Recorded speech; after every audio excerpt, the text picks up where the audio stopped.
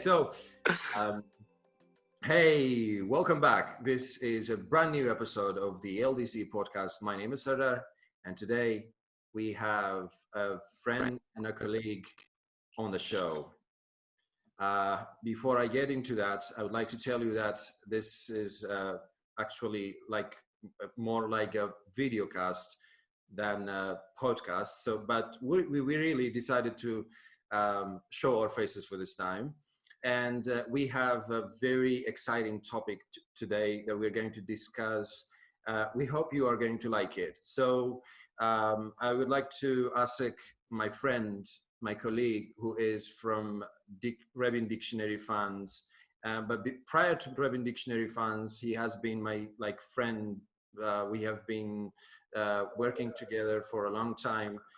So I really find it useful to ask him to come on the show and share his experience regarding the difficulties that English learners face during the English learning process. So Zana, please introduce yourself, tell the audience who you are and what are you doing at the moment, and tell us how has been your daily schedule during the last 2 months of quarantine. Well, actually, this is the most difficult part of the show because hello everyone. Hello Sardar, especially you and all English learners. Thank you so much for having me today here in your program. You're welcome. And just to start with, my name is Zana and I'm from Brania. I'm a graduate of English Department, Faculty of Education in 2015. And it's been a long time that I'm dealing with English language, dealing with learners, and with English in general, especially online. And I have had many courses in different cities. I have been living in Suli, in Erbil, Brania, sometimes in Kaladza. And that's why I'm kind of familiar with English students, like those who are studying online. Even those people who have been in my course, they have been telling me there are problems while they want to study English, there are difficulties. So today, inshallah, we will have a great discussion about it. And I'm so glad to be here. Thank you again, Sardar. You're welcome. And concerning, I'm really glad sorry for the interruption. I have you on the show. Yeah, I'm really glad. Thank you so much. I have been looking forward to having someone on my show, and this is actually the moment. Thank you so much. It's an honor to be here. And actually, at the moment, some people may know, I'm managing Rebin Dictionary project, the whole project. And concerning, the whole project, I'm the manager of it. And concerning what I'm doing these days, actually, I'm stuck home and I don't know what to do. I'm kind of bored. That's why I don't know what to do. So this project, this show, is going to be interesting. It's going to make my day, actually. I hope so. Really, you know that everyone is bored these days. So we really wanted to enjoy some of our time and actually share our experience, and we hope that we can help English learners. So Zana, tell us, actually, let's start from your experience. Can you tell us the difficulties you faced when you started learning English? How did you deal with these difficulties? Well, to be honest, I was accepted in English department, and the problem was I didn't have enough time to study, and I had a part-time job, so I had to work and study together. And that was the biggest concern that I had. I knew I like English, I love English, I want to improve my English, but the problem was I didn't have enough time.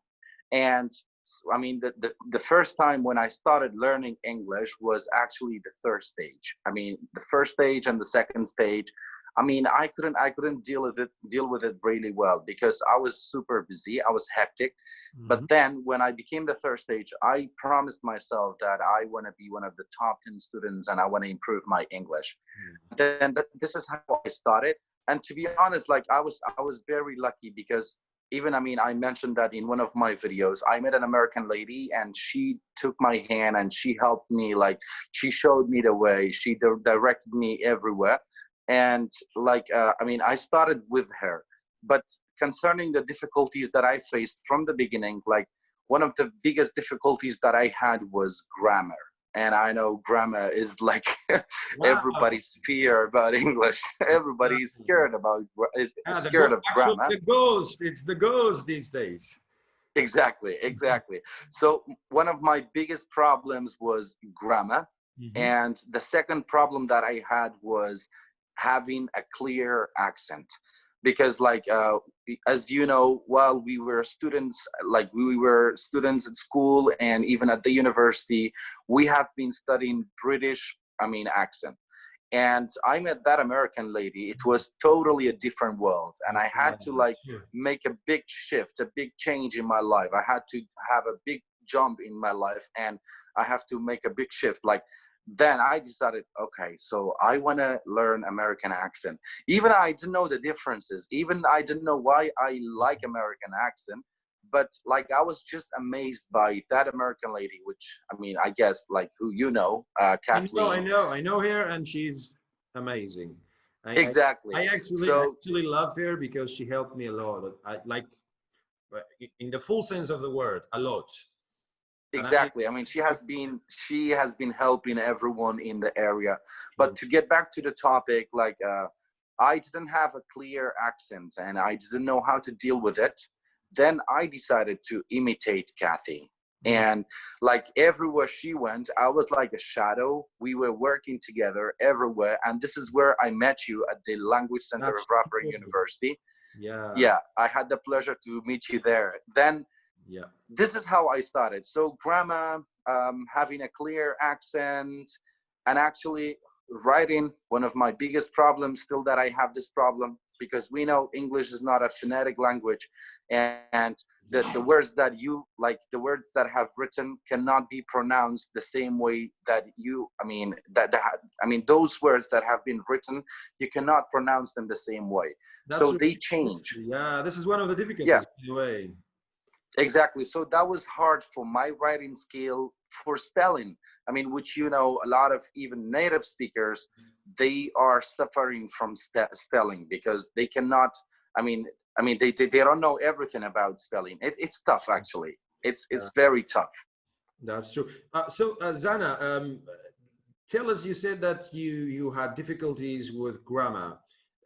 Like, did you have any like specific technique dealing with grammar? It was just like happened naturally all the way through today? Yeah, to be honest, like, since I was lucky, I had that American lady, so I didn't focus a lot. I didn't focus too much on grammar, even though like we were studying grammar at the university, but I didn't focus too much on grammar. But instead, I decided like to imitate what Kathy is saying, because she was a native speaker. So I decided to imitate her and learn grammar naturally. I mean, because, you know, like in grammatical structure, there are a lot of rules, that exceptions, a lot of stuff that you cannot control. It's hard to master grammar in English because there are many exceptions. So I decided to imitate and learn grammar naturally. And actually, this is how I controlled it. I mean, I cannot say I controlled it 100%, because I know even when we are talking, it's actually uncontrollable. It's very hard to control grammar. Yeah, but I mean, it's better to say I was able to manage it, not control it. Yeah, actually, this is what we usually tell the learners: try not to focus too much on grammar, because after all, you will you'll be lost. You cannot just learn all these these things. So we tell them the basics are the most important things you need to know about grammar, and you can go further once you found that you need more grammar. Otherwise, the other parts are important to actually improve. Okay, so you also mentioned you wanted to have a kind of a more native-like accent. How could you do that? Was it again by imitation or something else? Well, it was not only imitation, to be honest, but I mean, imitation was a great deal. It helped me a lot because like I had the native speaker and like I decided to work with her as a volunteer. And the time when I started working with her, every day we met each other and like I was able to hear a clear and a native accent. And then I said, okay, this is a golden chance for me. And I have to imitate how, I mean, she's talking. The first thing, that's what I did. Imitation was one of them. And then I watched a lot of movies. I watched a lot of videos on YouTube. And I had friends. I had many friends. I mean, in the USA, and we have been talking on the phone. I mean, I have been practicing my English with them, and at the same time, I mean, from that time, I don't know why, but from that time, this idea was in my mind to videotape myself and to talk. I mean, sometimes when I watched a YouTube video, I mean, I was trying to like to write down the words, the way they pronounce it. And then I recorded myself and I was trying to imitate how they pronounce it. True. And actually it took me almost like 2 to 3 years. 3 years, well done. That was exactly. A long time. It was actually not easy because every time when I wanted to like speak American accent, there was a British word jumping into my speech. Because like, you know, we have been studying British accent and then it was not easy. Yeah, so this is how I tried imitation, watching a lot of videos, and I was recording myself. I was trying to talk with the other people, like practicing my speaking with them.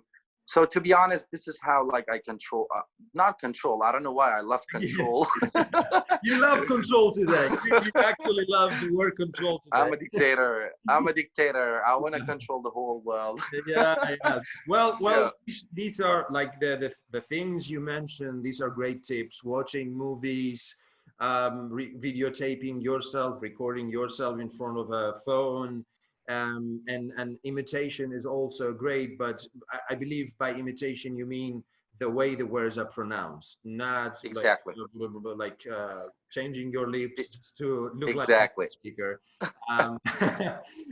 These are and great actually and actually one more point that I would like to add. I mean, I don't like recommend people to learn English from songs, but this is what I did. I mean, I got benefit from it. This is like a personal preference. Like, sure. I watched songs, and like one of them was Mahir Zain. I loved his songs. I don't know why. I mean, I watched his songs. I listened to him, and every time I was trying to imitate and sing the song with Mahir Zain, I mean, I really got benefit from that. It was awesome. And maybe, I mean, like I said, it's a personal preference. Maybe some other people can get benefit from it, but I cannot recommend it. Again, it's a matter of personal preference. So some people might read stories, listen to maybe podcasts. I personally love podcasts. I listen a lot.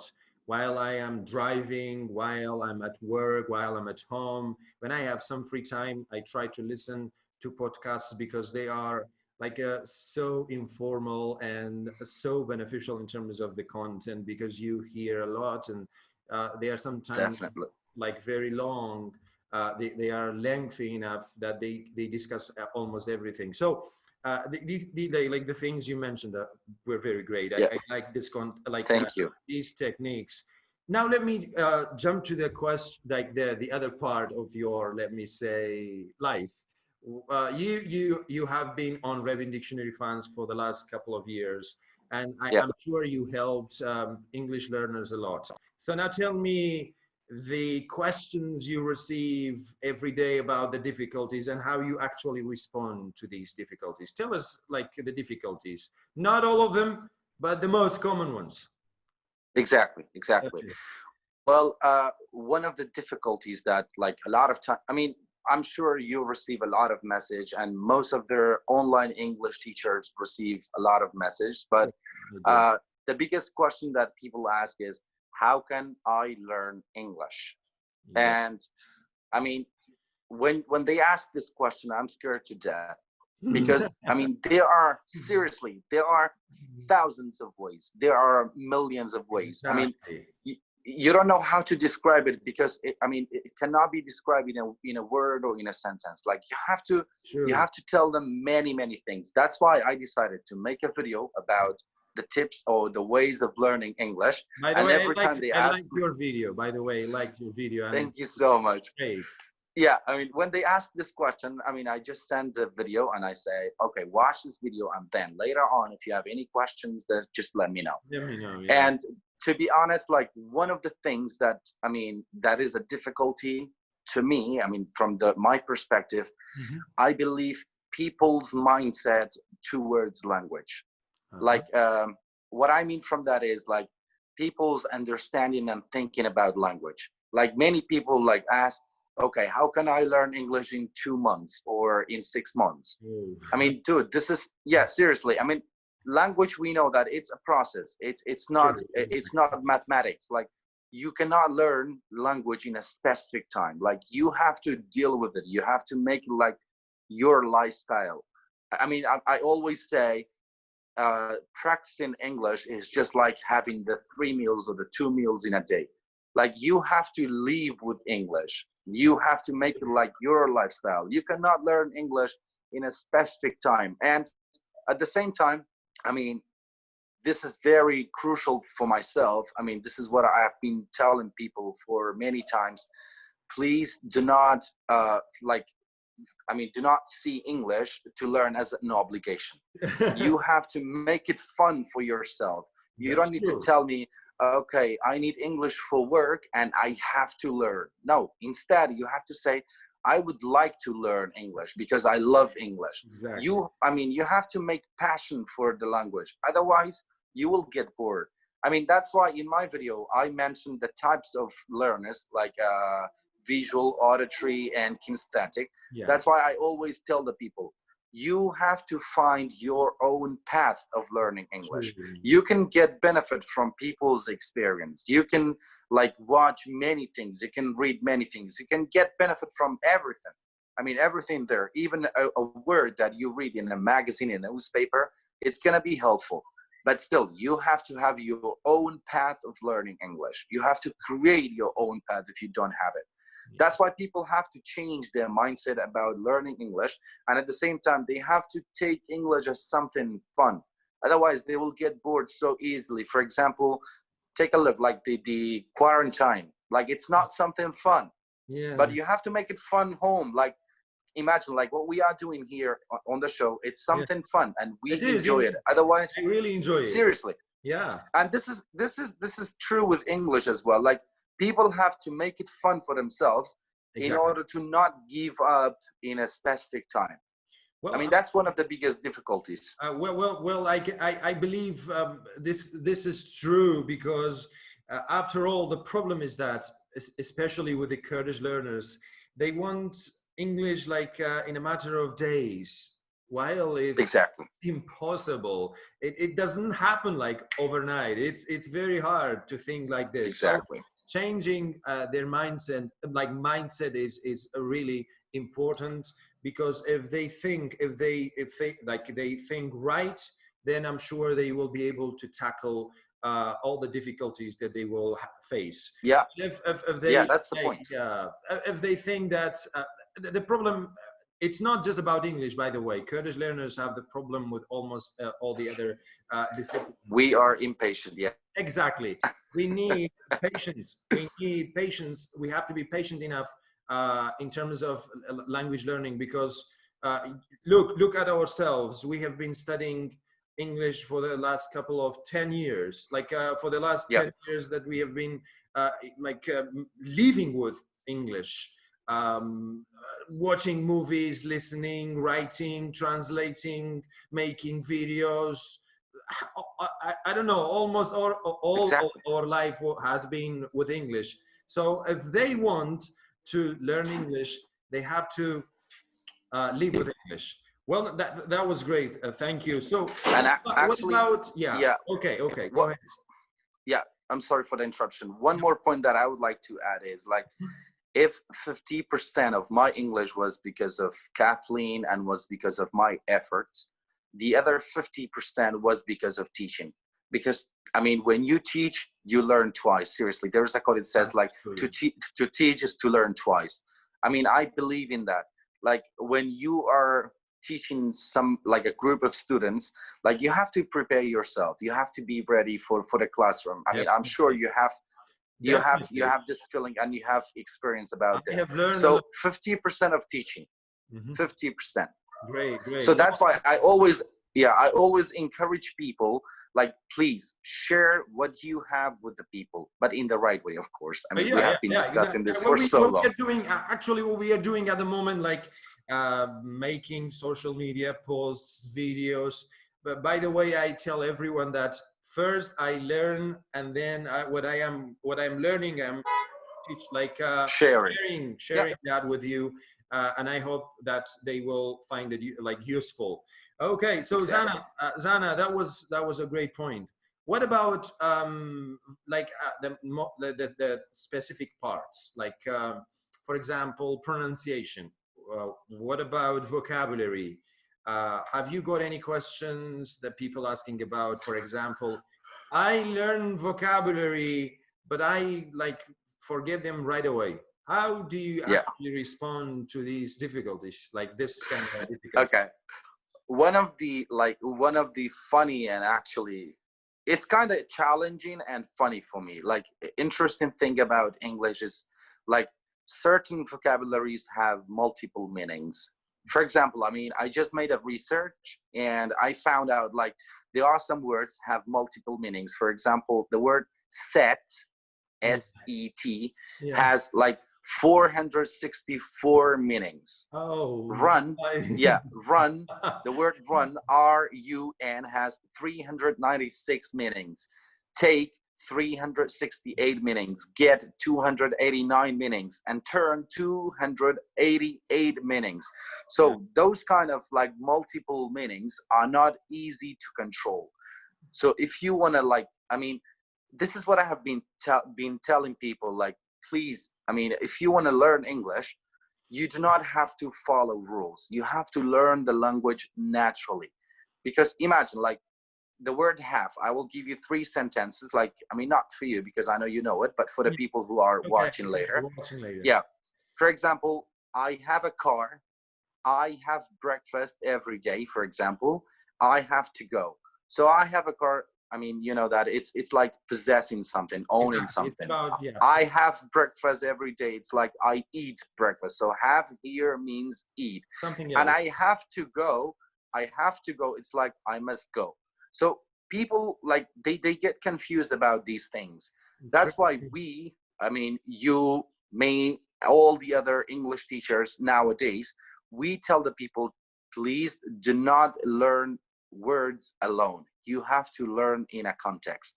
Like, you have to put it in a sentence. I mean, you have to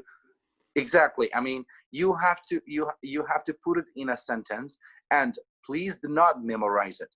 Practice it instead. Because if you want to memorize a sentence, they have to use it. Honestly, exactly. I mean, that's the point. I want to add something to your point. I found out that even many English learners are mistakenly using words. For example, they take, for example, a word like point. Okay, they have difficulties with the parts of speech. For example, the word point, when it's a noun, it has a meaning, and when it's a verb, it has something like the meaning will be different. So, of course. And the problem is that sometimes, like, English Kurdish dictionaries have only one meaning of that word, and then this is what makes the English learners confused, because they most of the time they rely on the English Kurdish dictionaries. They don't explore more. So this is why it's also another problem with the vocabulary. And actually, this point about, I mean, Kurdish dictionaries lead me to a good one. Like, we have a plan as Brevin Dictionary, like, to have almost like something like Longman Dictionary, like a definition dictionary. And So hopefully, we will solve this problem and overcome it. Hopefully. I hope so. That would be great. That would be a great project. And I hope I can be part of it. Okay. Of course. Okay, great.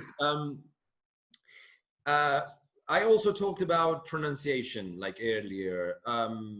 This is something else that I personally find it difficult. And I also see that English learners also have the difficulty with the pronunciation because they usually pronounce words the way they look like. They don't know that the word, like the letters, do not represent the sounds in English. So, for example, take a word like choir. Okay, choir, CHOIR. So if you give that to someone, they may say choir, something like that, because they believe that CH is always ch, and and the rest will be OIR, oir, choir, something like that. So this is something else. How do you usually, as yourself, as a teacher, how do you tell your students to deal with this kind of difficulty? Just before starting the show, I mean, I was watching a video of one of teachers online. I mean, it was a great video. I mean, I watched it. I mean, he was talking about T, like T sound in American. Mm-hmm. And he mentioned 8 points about 8 situations about, I mean, the sound of T. And actually he did a great job. I mean, I was impressed about his job, about the video. But what I want to say here is that I always advise all the students, I mean, dealing with accents and pronunciation, it's something that you have to deal with it later on when, when you get something about, when you have a background about English. Mm-hmm. I mean, one of the things that I face is that people have not started learning English. They just decided to start learning English. And then they say, okay, should I follow American accent or British accent? Come on, dude. I mean, I always tell the people, it's good. It's very interesting. It's very impressive, to have a clear American accent or a British accent or maybe African-American English or whatever. Okay. But to me, it's the best to have a clear and an understandable accent. Exactly. I mean, once one of my friends, at the university, asked one of the American native speakers, and she said, okay, what accent should I follow? How to get a pure American accent? Yeah. And he said, he responded, he said, why do you have to speak American accent? And she said, why? He said, you have to speak a clear Kurdish English accent. You don't have to have an American accent. You don't have to have a British accent. Instead, you just need to have a clear accent. So that's my problem with most of their students. We give them these advice every day, almost every day. We face the same questions and we give them these advice. So you said, you mentioned, English is not a phonetic language. Exactly. For example, the word teacher. If you read it the way it's written, you have to say teacher. Exactly. And you cannot pronounce it this way. Yeah. Something like literature. You have to say literature. Seriously. By the way, tell you the truth, the Spanish, the Latin word of literature is literatur. Exactly. Yeah. So, that was a great point. But you know what? I made a research before about, English language history, and I found that only 20% of English is pure English. Well, so the 80% was borrowed from the other languages. So English is a thief. True. Yeah. And that's why we have to deal with all different spellings, with different pronunciations, words are not phonetic. we have to deal with these things. It's because of that. English has borrowed like a lot of things from other languages. True. By the way, each time I look up a word in, for example, in a like monolingual dictionary like Oxford or Longman, when I look at the origin of the word, I find it like it's from Old French, from Latin, like other language. So again, like anyway, at the moment, English is a global language, and if you know English, you can, it helps you a lot. Of course, but to get back to the main point, like our advice, I mean, I'm sure you agree with me about that. Our advice is just practice about grammar, about spelling, about writing, about pronunciation, about accent. It's all about practice and having patience. Like you have to be patient and practice every day. Then trust me, like automatically, without feeling it, you get improved. Exactly. I mean, I have not been feeling that my English has improved, because I remember the first time when we met each other, my English was seriously broken. I mean, I remember that. The first very time when we... The first thing. I mean, the first time when we met, I remember that time. I remember that one of the days, Kath was giving, I don't know, what was it, an orientation? I cannot recall, but we were both there, and she asked us about the word reputation, and we were both the translator there. You asked me, does that mean this? And I said, I believe yes. So if we were good, we would not be like that at that time. Exactly. I believe we have improved a lot, because we have been practicing a lot since then. Definitely. So, yeah. By the way, this was like my next question to ask. Like learners are asking this question, that they have the difficulty getting real life practice. How do you yourself? I usually say, go and find an app, for example, find people and then talk to them. But like in Kurdish learners, they don't care, like they don't want this way, because you know that we are very shy, honestly. We always want the easiest way. Exactly. So what is your advice? How, like, what do you think that might work for Kurdish learners when it comes to getting real life practice? Okay. Well, concerning this question, actually, I believe students or English learners nowadays are very lucky, because there are many resources of learning English. Because I mean, I am sure like the older people, the older generation, when they started, I mean, I remember my brother was dealing with English and was trying to learn English. He had a small dictionary like this. It was his name. I mean, the name of the dictionary was Jaff's Dictionary, stuff like this. I still have it in my small library. Yeah, I mean, very small. So there was. Yeah, I mean, there was not a lot of resources. There was not a lot of ways to learn English. But nowadays, the people are lucky, but they are lazy. Are lazy. Exactly. They always want the easiest way for themselves to learn the language. I mean, you just need to know that, I mean, English is a process, and you have to deal with it almost every day. Trust me, like, if you practice for a month, I mean, that's another big issue that, I mean, there is a lot that I want to say. That's another issue. Like, people go for a language course, and when they are done, I mean, they study level 1, for example, okay, the beginner level. Maybe. And then they said, okay, we got benefit, but then they give up. They believe in one course they have to learn everything. But they don't know, like, I mean, having a teacher in the centers, a teacher is just a guider. He cannot teach you everything. You have to do it by yourself. You have to do it, like, depend on yourself. And that's why I believe learners nowadays are lucky but lazy, because there are many, many resources. For example, they can use apps, that they can talk to English native speakers. For example, Hello is one of the apps, and very interesting. Yeah, very interactive. Exactly. it's very interactive. Like you can talk with native speakers.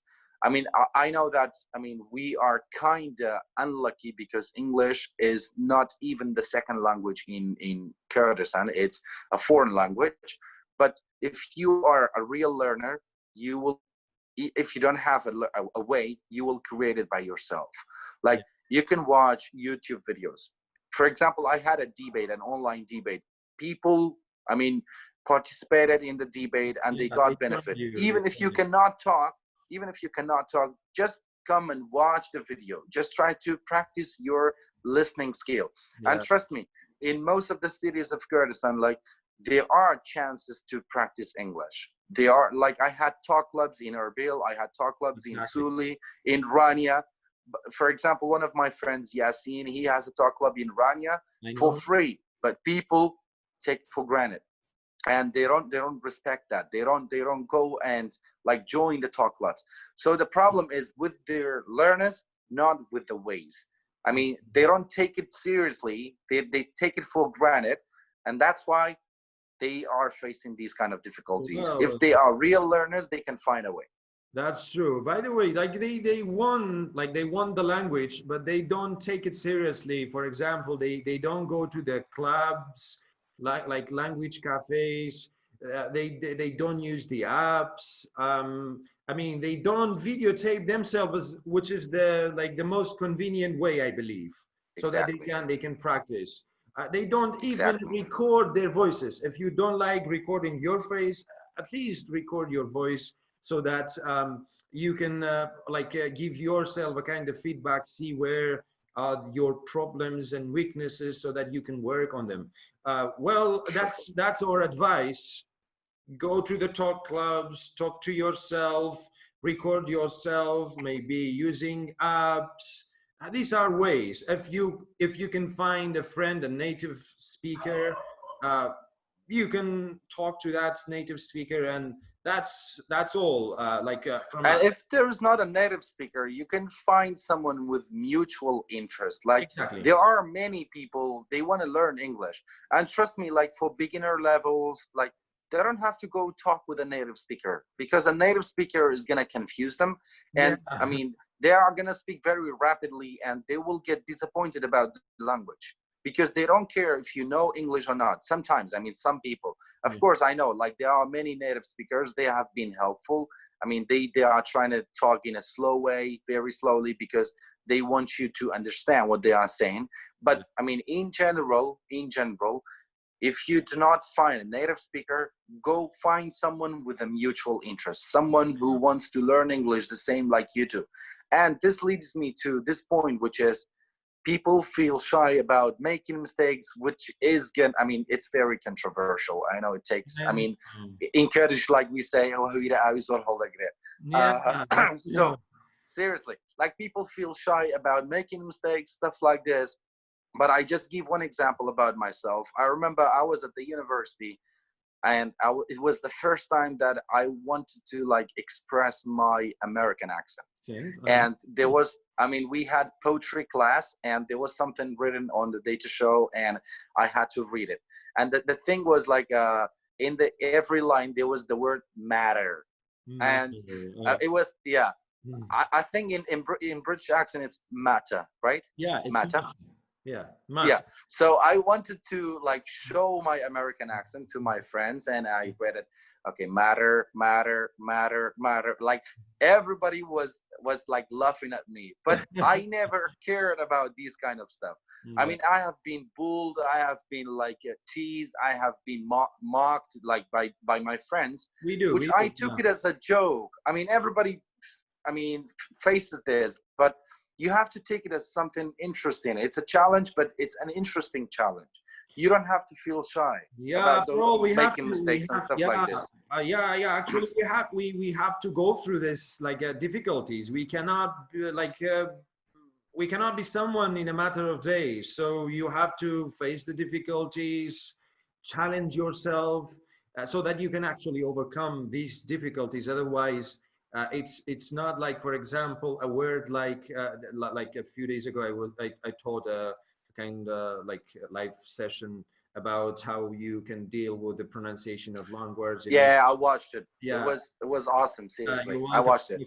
You're welcome. So actually, I know it's very hard for a beginner just to learn how to pronounce a word, like particularly because after all, if you don't practice that word, I'm sure when you want to pronounce that word, you will just you'll be confused and you won't be able. So it requires practice. So practice makes perfect. Otherwise, you won't be able to get what you want.